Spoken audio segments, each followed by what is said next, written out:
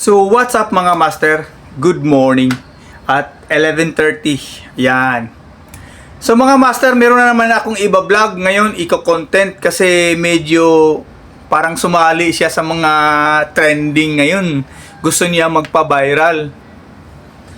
Nakikita ko lang kasi dito sa social media pag nag-scroll, itong mukha na to. Ewan ko kung masaya ba kayo or kinainisan nyo ba, di ba? Ha? Kasi kaya ako napa-review or napa-react ditong vlogger na to. Actually, hindi naman personal eh. Kumbaga yung content lang niya kasi very ano lang sa manonood. Yung bang halimbawa may nagpapa-challenge sa kanya na kainin mo to. O alam niyo na yon kung sino. Halimbawa, yung sardinas, yung street foods, yung itlog na maalat, yung balot, tapos tuyo. Marami pa. Kumbaga, in a first place, sabi niya, di naman daw siya mayaman, mahirap lang naman daw siya kung nakita niyo sa mga content niya. Hindi ko alam kung gusto niya painisin yung mga taong nanonood o di ko alam kung gusto niya magparami ng views. Hindi ko rin alam kung gusto niya maging trending. Marami kasing way ng trending eh, pero ito kasi sa kanya regarding kasi sa pagkain eh. At ang tinutukoy ko, si Tito Mars. 'Di ba? Hindi naman yan sikat eh. Pero nakikita natin sa mga feeds natin, di man natin maiwasan yan eh.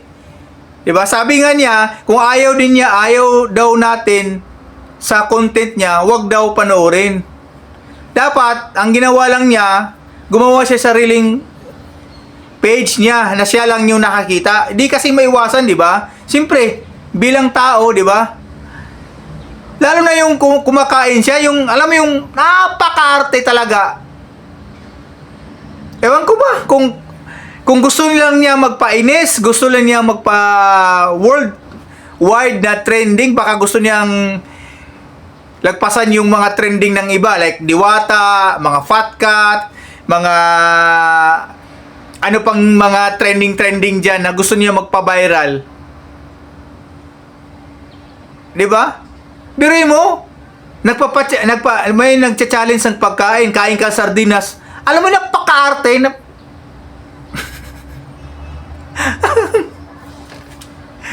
Ewan ko lang ha kung siguro sa nanonood ng vlog na to, yung reaction content ko lang kay Tito Mars, siguro naiinis din kayo. Biruin mo, kumakain lang ng sardinas, napaka-arte. Pag ganun pa, reaction pa. Okay lang naman siguro sa akin na meron kang food na hindi mo talaga, kasi hindi mo maiwasan talaga. Pero yung grabe naman, ang mga food pa talaga ng medyo down na down, yun yung pinaka-diring-diri na hindi niya alam na ang daming naghahanap ng pagkain. Siguro pagpakainin yung mag-challenge, napaka-arte. Sardinas nga lang, nakalata lang yan ha. Street food na mainit pa yan, na pwede pang kainin on the spot. Paano pa kayang pagpag? Sige. Diba, alam nyo naman pagpag, diba, ibig sabihin na pagkain, yung matira-tira tinapon sa basura.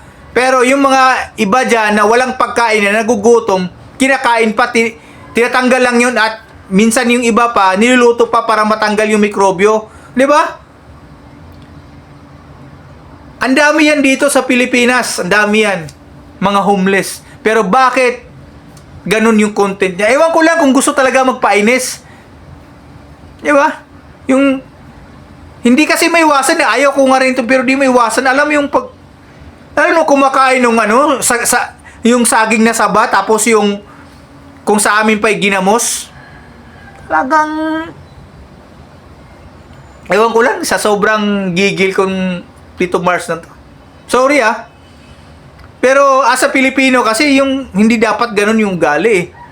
Pagkain na kasi yan, marami kasing content na pwede ka mag-trending. Marami. Pero wag naman yung pagkain. Alam nyo kung bakit? Marami tayong mga factory worker dyan pagting sa pagkain.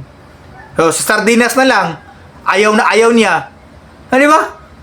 Pero marami sa ibang bansa yan, o dito sa Pilipinas, mga factory worker, nagtatrabaho lang ng sardinas.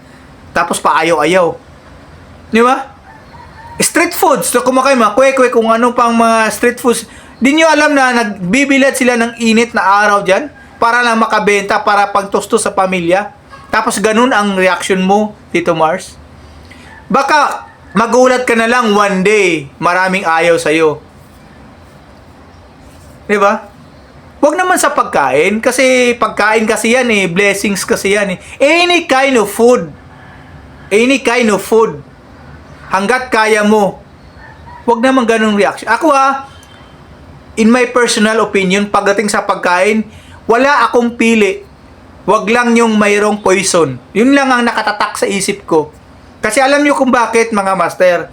Ang sabi ng mother ko, kumain ka kahit anong kainin mo. Kasi balang araw, baka pag wala na yung pagkain na gusto mo, wala kang choice kundi kakainin mo siya dahil nagugutom ka na. Pero ito si Tito Mars, ewan ko lang nga lang kung gusto magpainis ng tao, content, gusto magparami ng views, gusto magpa-viral.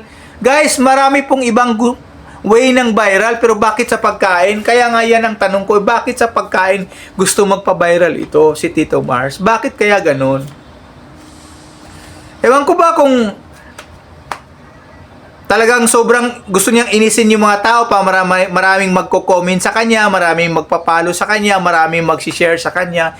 Pero hindi mo alam, Tito Mars, one day, baka pag lumabas ka dyan sa kanto, pag lumabas ka dyan sa bahay, pandirian ka na ng tao. Kasi pagkain pa lang, pinandirian mo na eh. Diba? Dapat, hindi mo pinakita sa mga tao. Kung ayaw mo pala ng pagkain na yan, dapat hindi mo na lang pinakita sa tao kasi hindi mo hawak ang utak ng tao. Hindi mo ma-please ang tao. Ang tao may kanya-kanyang damdamin yan. Ang tao may kanya-kanyang reaksyon. Kawawa naman yung nagpapagod sa pagkain, no? Tapos pinandirian mo pa. Ewan ko sorry sa words ko Pero as a Pilipino, sobrang inis. Ako nga, mga anak ko nga, pag ayaw ng pagkain, talagang sinasabihan ko dahil time will come pag wala na yung pagkain na gusto mo. Kakainin mo yan.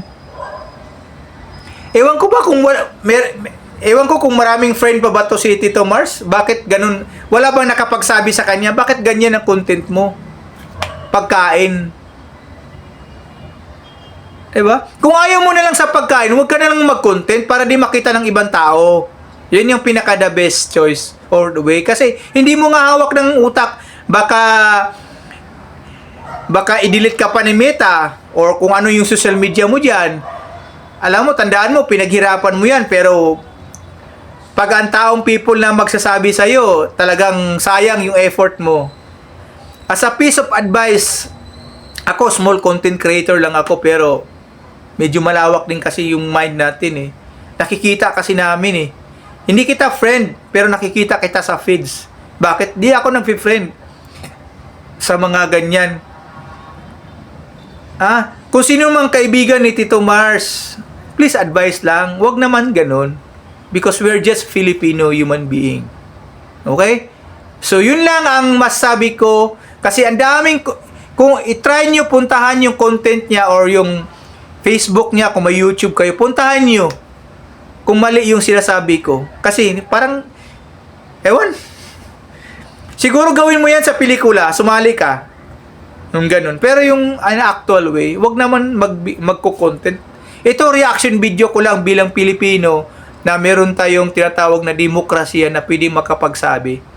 Walang piece of advice lang sa'yo, Tito Mars. Wag ganun. Wag sa pagkain. Kasi talagang maraming maiinis sa'yo.